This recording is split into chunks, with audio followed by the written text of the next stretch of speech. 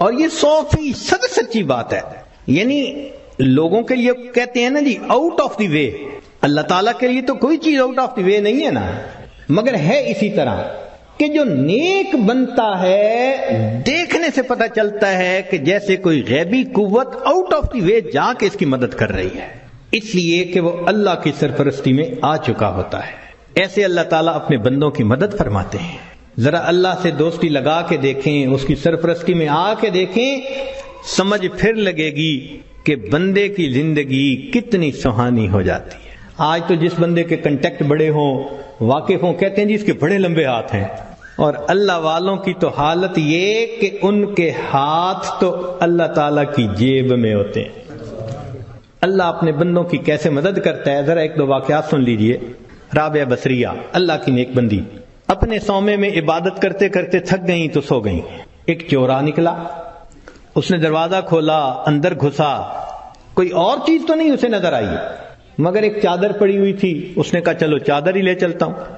جب چادر اس نے اٹھائی اور واپس جانے لگا، ایسا سر چکرایا کہ اس کو آنکھوں کے آگے اندھیرا ہو گیا، دروازہ نظر ہی نہیں آیا. تو وہ بہت کنفیوز ہوا اور اس نے چادر نیچے پھینک دی. جیسے ہی نیچے پھینکی دروازہ نظر آیا تو اب اس پہ نا خوف طاری ہو گیا اور وہ باہر نکلنے لگا. جیسے باہر نکلنے لگا ایک آواز آئی، اگر ایک دوست سویا ہوا ہے تو دوسرا دوست جاگتا ہے. اگر ایک دوست سویا ہوا ہے تو دوسرا دوست جاگتا ہے. تم کیسے یہاں سے کوئی چیز چرا کے جا سکتے ہو؟ وَهُوَ يَتَوَلَّى الصَّالِحِينَ، وہ اللہ تعالیٰ نیکوکاروں کا سرپرست ہے، ان کا ذمہ دار ہے. چنانچہ ایک بڑھیا کا واقعہ لکھا ہے کہ اس کا گھر بادشاہی محل کے ذرا قریب تھا، اکیلی تھی. ایک دن اس کو رشتہ داروں کے ہاں تقریب میں جانا پڑ گیا تو وہ چلی گئی اور وہاں اس کو 1-2 مہینے لگ گئے. جب 2-4 مہینے کے بعد واپس آئی تو وہ بڑھیا اپنا گھر دیکھتی ہے تو گھر نظر نہیں آتا. اس نے کسی سے پوچھا کہ یہاں تو میرا گھر تھا. انہوں نے کہا بھئی تو یہاں تھی نہیں، اور یہ بادشاہ کے محل کو تھوڑا سا ایکسٹینڈ کرنا تھا، تو جب 2-4 دن دیکھا کہ کوئی یہاں ہے ہی نہیں تو تمہارا تالا پولیس نے کھول لیا، اندر بھی کچھ اتنا تھا نہیں تو تمہاری کوٹھڑی کو گرا کے بادشاہ کے محل کی ایکسٹینشن کر دی گئی. تو جب اس بڑھیا نے یہ سنا نا کہ تم تو یہاں تھی نہیں اس لیے تمہارے گھر کو گرا دیا گیا، تو بڑھیا نے آسمان کی طرف دیکھ کے کہا اللہ میں تو یہاں نہیں تھی، تو تو یہی تھا. میں یہاں نہیں تھی، تو یہی تھا. یہ لفظ اس کے کہنے تھے کہ جو ایکسٹینشن کی ہوئی عمارت تھی اس کی چھت زمین کے اوپر آ گئی. نیک لوگ دنیا میں لاوارث نہیں ہوا کرتے، اللہ ان کا وارث ہوتا ہے. اگر ہمیں اپنے والد کے وارث ہونے پہ اتنا اطمینان ہوتا ہے، بیوی کو خاوند کے وارث ہونے پہ اتنا اطمینان ہوتا ہے، تو اگر کسی کا وارث اللہ رب العزت بن جائے تو سوچو پھر اس کے کیا مزے ہوں گے. اس کی مثال یوں سمجھیے کہ ہم نوجوان کالج یونیورسٹیوں میں پڑھتے ہیں نا، تو اگر تو ان کا GPA بہت اچھا ہو تو فل اسکالرشپ مل جاتا ہے، اور فل اسکالرشپ والے بچے کو پڑھنے میں کوئی دقت ہی نہیں ہوتی. وہ جی مجھے فل میڈیکل ڈگری کرنے کے لیے اسکالرشپ مل گیا، مجھے کوئی فکر نہیں. اور جس بندے کو اسکالرشپ نہیں ملتا اس کو میڈیکل کرنا قرضوں کے بوجھ میں دب جاتا ہے بیچارہ. ہم نے بچوں کو دیکھا ان ملکوں میں ساری عمر نوکریاں کر کے بڑھاپے تک اپنے زمانے طالب علمی کے قرضے اتارتے رہتے ہیں. تو جس کو فل اسکالرشپ مل جاتا ہے پھر اس کا تو معاملہ ہی کچھ اور ہوتا ہے. یوں سوچئے کہ ایک 100 منزلہ عمارت ہے اور اس میں لفٹ لگی ہوئی، ایلیویٹر لگا ہوا ہے، اور ہمارا کام ہے بس پش دبا کے دروازہ کھولیں اور سوار ہو جائیں. تو پھر 100ویں منزل پہ پہنچنا تو کوئی مشکل نہیں نا. اور ایک 100ویں منزل سے رسہ نیچے لٹکا ہوا ہے. اب ایک بندہ رسے سے چڑھنا چاہتا ہے، کتنا پریشان ہوگا، کتنا وہ مصیبت میں پڑے گا، کتنا بڑا رسک لے گا، اور اگر رسہ ہاتھ سے چھوٹ گیا تو مر بھی سکتا ہے. جیسے ایلیویٹر سے اوپر جانا اور رسے سے اوپر جانا کتنا دونوں میں فرق ہے، اس سے زیادہ فرق ہے اللہ کی سرپرستی میں آ کے زندگی گزارنا. ایلیویٹر سے منزل پہ پہنچنے والی بات ہے، اور گناہوں کے ساتھ رسے سے لٹک کے زندگی گزارنا 100 منزلوں پہ جاننے والی مشکل بات۔ ہم گناہ کر کر کے اپنے آپ کو اللہ کی سرپرستی سے نکال دیتے ہیں، اور جب سرپرستی سے نکل جاتے ہیں اللہ حال پہ چھوڑ دیتے ہیں، جاؤ تم جانو تمہارا کام جانے، ہماری تو مانتے نہیں۔ پھر شیطان ہمیں بہکاتا ہے، لوگ بھی دھوکے دیتے ہیں، امیدیں توڑتے ہیں، بندہ دنیا میں دھکے ہی کھاتا پھرتا ہے، کشتیاں کرتا ہے اپنے حالات سے، لنگوٹ باندھ باندھ کے اترتا ہے، میں اس مصیبت کو پریشانی سے جان چھڑاؤں، اس سے چھڑاؤں۔ ایک سے جان نہیں چھوٹتی دوسری اوپر سے، دوسری سے جان نہیں چھوٹتی تیسری اوپر سے۔ وہ پنجابی زبان میں شعر کسی نے لکھا ہے، اس کا ترجمہ بھی کر دوں گا۔ اس دکھی حیاتی دے پینڈیاں وچ کدی راہ پہ گئے کدی بھول دے رہے، ایک دامن امید دا چھڈیا نہ، لکھ جھکڑ انیریاں دے چل دے رہے، پت جھڑ دے جھڑے ہوئے پتیاں وانگ اسی تیرے جہان وچ رل دے رہے، پر دامن امید دا چھڈیا نہ، اسی نال تقدیر دے گھل دے رہے۔ جیسے پت جھڑ کے موسم میں خشک پتا ہوتا ہے، کبھی ہوا نے یہاں پھینکا کبھی وہاں پھینکا، اللہ کا سہارا چھوڑ کے بندے کا یہی حال ہوتا ہے۔ تو ایک ہے نیکوکاری کو اختیار کرنا اور اللہ کی سرپرستی میں آ جانا، اللہ ہر کام کو سنوارتے ہیں۔ حدیث پاک میں ہے، اے میرے بندے تو صبح کے وقت اگر میری عبادت کر لیا کر، میں سارا دن تیرے کاموں میں تیری کفایت کروں گا۔ اللہ اکبر، اللہ تعالیٰ ذمہ داری لے رہے ہیں۔ ہم سے فجر کی نماز نہیں پڑھی جاتی، اشراق ہی نہیں پڑھے جاتے۔ ہم سے زیادہ کون پاگل ہوگا کہ جس کے ساتھ اتنا بڑا اللہ نے وعدہ کر لیا اور ہم اس وعدے سے فائدہ نہیں اٹھا پا رہے؟ ایک بچہ بھی ہم سے زیادہ عقل مند کہلائے گا۔ کیوں ہم پریشانیوں کی زندگیوں میں پڑ گئے ہیں؟ اس لیے کہ نفس کی خواہشات پوری کرتے ہیں۔ تو نفس کی خواہشات پوری کر کے، گناہ کر کے اللہ کی سرپرستی میں نکل جانا، یہ کہاں کی عقل مندی ہے؟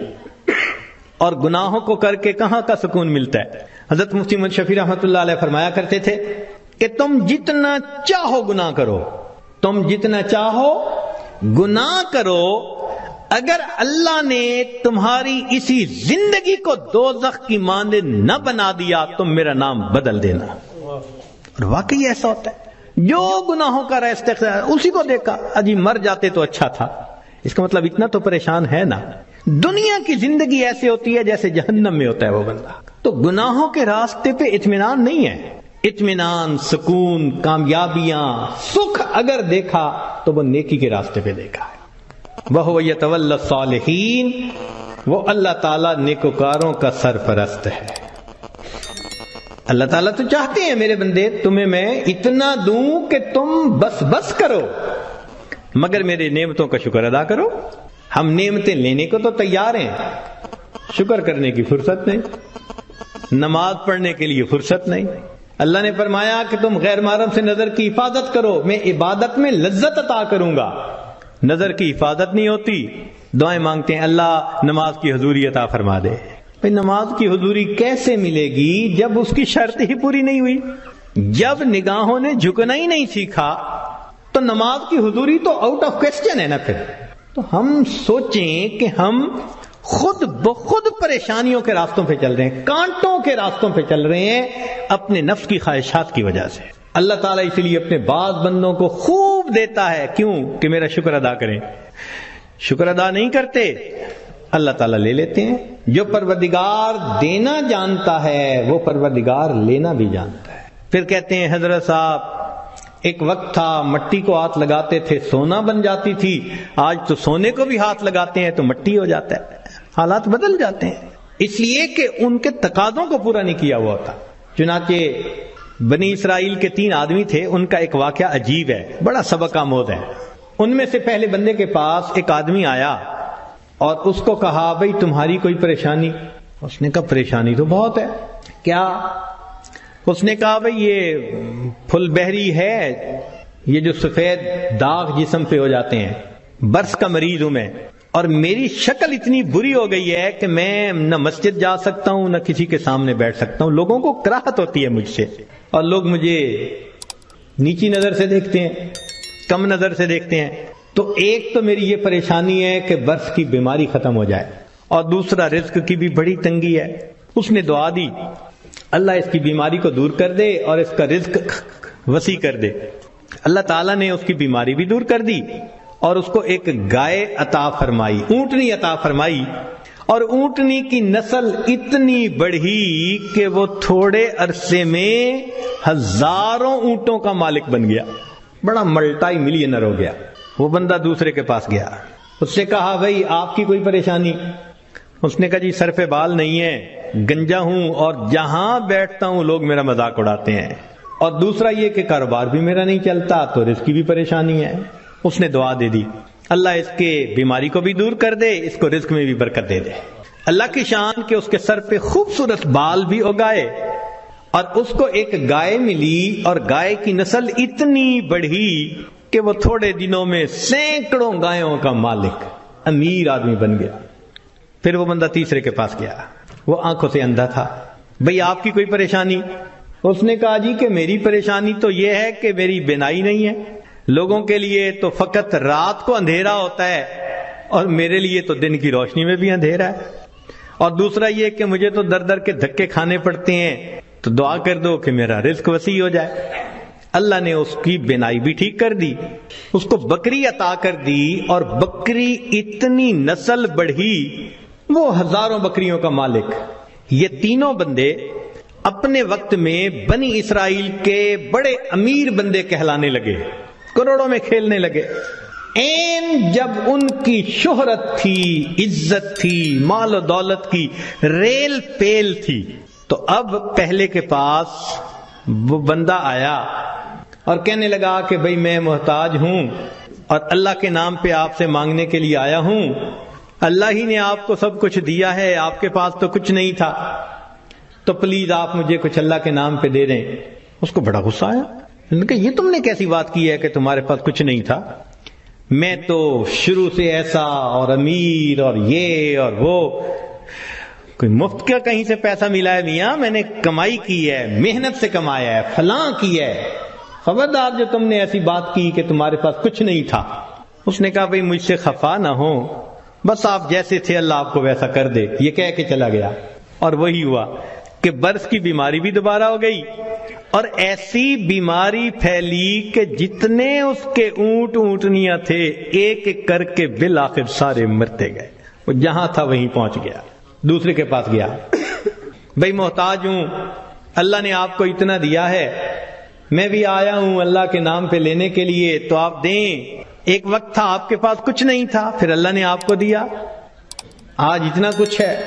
اس کو بڑا غصہ آیا، تو کون ہوتا ہے بات کرنے والا؟ بھئی میرا تو باپ ایسا، میرا تو دادا ایسا، پردادا ایسا، میاں میں نے تو فلاں ڈیل ایسی کی تھی، فلاں موقع پہ میں نے ایسا بزنس کیا تھا، سٹریٹجی ایسی بنائی تھی، تب مجھے پیسے ملے، کوئی کہیں سے مفت کے مل گئے ہیں؟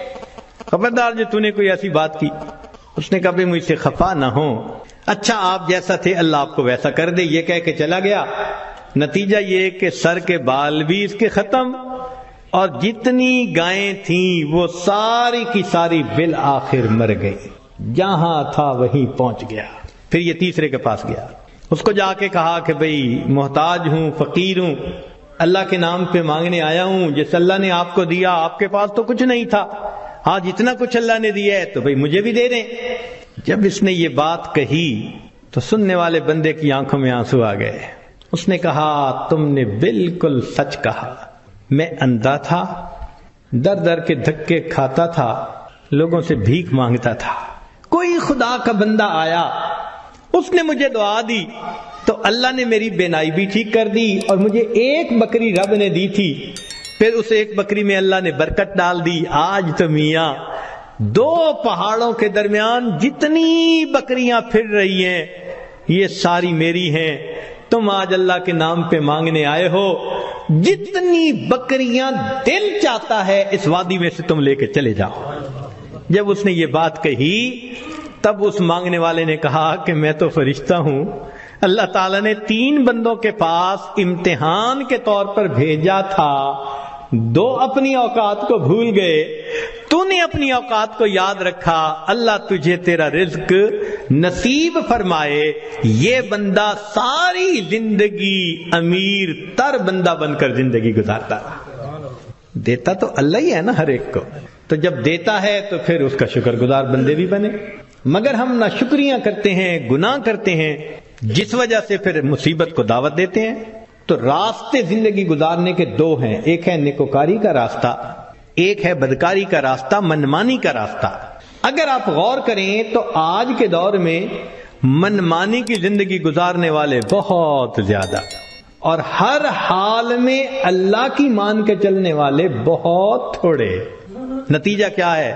مسائل حل نہیں ہو رہے، پریشانیاں بڑھتی جا رہی ہیں، ادھر ذلت ادھر ذلت، ادھر پریشانی ادھر پریشانی۔ اس کی وجہ یہ ہے کہ ہم نے اپنے آپ کو اللہ کی سرپرستی میں دیا ہی نہیں ہے۔ اگر دے دیتے تو دنیا میں اللہ ہمارے تمام غموں کے لیے کافی ہو جاتے۔ ہماری مثال تو وہ ہے کہ کوئی بلینر انسان ہو اور اس کا بندہ چپڑاسی کی نوکری کے لیے درخواست دیتا پھرے، تو ہر بندہ کہے گا یار تمہارا باپ تو بلینر ہے اور تم پی این کی جاب کے لیے درخواست دے رہے ہو، سویپر کی جاب کے لیے، یہ کیا؟ وہی حال ہے۔ اللہ تعالی ہمیں اپنے سرپرستی میں لینے کے لیے وعدہ فرما رہے ہیں، اور ہم اللہ کے وعدے پر آنے کی بجائے خود دنیا کے جھمیلوں میں اپنے رزق کو تلاش کرنے میں لگے ہوئے ہیں۔ یاد رکھیے گا اللہ فرما برداروں کو بھی رزق دیتا ہے، اللہ نافرمانوں کو بھی رزق دیتا ہے۔ اللہ تعالیٰ فرما برداروں کو بھی رزق دیتا ہے اور اللہ تعالیٰ نافرمانوں کو بھی رزق دیتا ہے، مگر فرق ہے۔ ایک ہوتا ہے کہ آپ نے پرندے کو پنجرے سے نکالا اور پیالے کے اندر دانے ڈال کے اس کے سامنے رکھ دیا، اب وہ اسی پیالے میں سے کھا رہے آرام مزے سے۔ یا آپ نے پنجرے سے مرغی کو نکالا اور یوں دانے پھینک دیے تو وہ دانے چگ رہی ہے مگر دانے اس کو مل رہے ہیں۔ یہ ہے اللہ فرما برداروں کو رزق دیتا ہے، کسی کا ایک ہی جگہ، کسی کا ٹریولنگ کے ساتھ، ادھر بزنس ادھر امپورٹ ادھر ایکسپورٹ، مگر اللہ تعالیٰ رزق دیتا ہے ان کو۔ یہ رزق ملتا ہے فرما برداروں کو۔ اور ایک رزق ہوتا ہے کہ آپ نے اگر چوہے کو پھنسانا ہو تو اس کو بھی تو آپ کنڈی کے اندر گوشت کا ٹکڑا لگا کے رکھتے ہیں، پنیر کا ٹکڑا، یہ بھی رزق تو مل رہا ہے نا، مگر کس کے لیے؟ کہ یہ ہمیشہ کے لیے پھنسے قابو آئے۔ تو نافرمانوں کو بھی اللہ رزق دیتے ہیں مگر چوہے کی طرح کہ یہ پکڑا جائے گا اس کی گت بنائیں گے۔ اب ہم سوچیں کہ ہم فرما برداروں کا رزق لیتے پھر رہے ہیں یا نافرمانوں کی طرح رزق کماتے پھر؟ معاملہ تو ہمارے اوپر ہے۔ اللہ تعالیٰ فرماتے ہیں الیس اللہ بکاف عبدا، کیا اللہ اپنے بندے کے لیے کافی نہیں ہے؟ کتابوں میں لکھا ہے اے بندے ایک تیری مرضی ہے ایک میری مرضی ہے، اگر تو چاہے کہ تیری مرضی پوری ہو میں تجھے تھکا بھی دوں گا، تیری مرضی کو بھی پورا نہیں ہونے دوں گا، اور اگر تو چاہے کہ میری مرضی پوری ہو تو میرے بندے میں تیرے کاموں کو بھی سنوار دوں گا، تجھے رزق میں بھی وسعت عطا فرما دوں گا۔ تو اللہ کی مان کے ہم چلیں تو اللہ ہمارے سارے مسئلوں کو حل کر دیں گے، کیونکہ ہم پھر اللہ کی سرپرستی میں آ چکے ہوں گے۔ اللہ تعالیٰ قرآن مجید میں فرماتے ہیں وعد اللہ الذین آمنوا منکم وعملوا الصالحات لیستخلفنہم فی الارض، اجتماعی طور پر نیکوکار بن کر زندگی گزارنے والوں کے لیے اللہ کا وعدہ ہے، فرماتے ہیں میں تمہیں زمین کے اندر خلافت عطا کروں، وَلَيُمَكِّنَنَّ دِينَهُمُ الَّذِي ارْتَضَىٰ لَهُمْ وَلَيُبَدِّلُنَّهُمْ خَوْفَهُمْ أَمْنًا، اور اللہ ان کے خوف کو امن میں بدل دیتے ہیں۔ پھر اللہ تو وعدہ فرما رہے ہیں، وعد اللہ، اللہ کا وعدہ ہے۔ آج بندہ وعدہ کر دیتا ہے تو اتنا یقین، کیا اللہ کے وعدوں پہ ہم یقین نہیں کرتے؟ تو ہمارے زندگی کی کامیابی کا ایک ہی طریقہ ہے کہ ہم اللہ کے وعدے پر بھروسہ کر کے عہد کریں کہ اللہ آج کے بعد ہم نے نافرمانی نہیں کرنی۔ اب سوال پیدا ہوتا ہے کہ ہم صالحین میں شمار کیسے ہو سکتے ہیں؟ بہت آسان ہے، ذہن سے گناہ کے ارادے کو ختم کر دیجئے، ذہن سے گناہ کے ارادے کو ختم کر دیجئے۔ اللہ میں نے آپ کے کسی حکم کی نافرمانی نہیں کرنی، اور جو کر چکا میں توبہ کر رہا ہوں. تو پہلا قدم کہ آئندہ گناہ کی نیت کو ذہن سے نکال دینا، اور دوسرا کہ اگر پھر گناہ ہو جائے تو پھر توبہ کرنا. بس یہ دو کام کر لیجئے. ایک، ابھی اسی وقت پچھلے تمام گناہوں سے سچی توبہ کی نیت کر کے عہد دل میں کر، اللہ آئندہ میں آپ کی مان کے چلوں گا، ہر کام آپ کے نبی علیہ السلام کی سنت کے مطابق کروں گا، دین کے مطابق کروں گا، شریعت کے مطابق کروں گا، من مانی نہیں کروں گا. اور اگر بالفرض پھر گناہ ہو جائے تو پھر توبہ کرے. جو ایسا کرے گا وہ نیکوکاروں میں شمار ہوگا اور وہ اللہ کی سرپرستی میں آ جائے گا. اور جب تک ہم اللہ کی سرپرستی میں نہیں آئیں گے ہماری پریشانیاں ختم نہیں ہوں گی. ہم نے دنیا میں دیکھا ہے پرائی بکری کو کوئی گھاس نہیں ڈالتا. ہم نے کلمہ تو پڑھا نا، تو لیبل تو لگ گیا نا کہ یہ مسلمان ہیں. اب اگر اللہ کے در سے بھی کچھ نہ ملے تو کسی اور در سے کیا ملے گا؟ بلکہ ہم نے تو دیکھا ہے کہ جس کتے کے گلے میں پٹے کا نشان ہو نا اس کو ہر کوئی دھتکار دیتا ہے، جائے اپنے مالک کے دروازے سے کھائے. بالکل ہمارا یہی حال ہے، جدھر رخ کرتے ہیں ہمیں دھتکارا جاتا ہے. جاؤ اپنے رب سے مانگو جا کے. اور رب سے مانگنے کے لیے نیک ہم بن نہیں رہے، تو ہمارے پاس کوئی دوسری آپشن نہیں سوائے اس کے کہ زندگیوں کو بدلیں، نیکی پہ آئیں، اللہ تعالی ہمیں اپنی سرپرستی میں لے لیں، پھر اللہ تعالی ہمارے الٹے کاموں کو بھی سیدھا کر دیں گے، ہماری پریشانیوں کو اللہ ختم فرما دیں گے. زندگی گزارنے کا اس سے بہتر کوئی دوسرا راستہ نہیں ہو سکتا.